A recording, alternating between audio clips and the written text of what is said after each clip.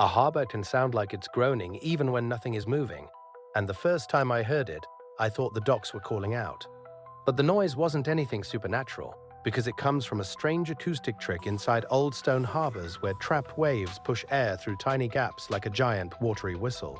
So the more gently the tide rises, the louder the harbor seems to moan, which means calm days make the place sound the most haunted. And that's why researchers studying coastal acoustics use spots like this as natural sound labs.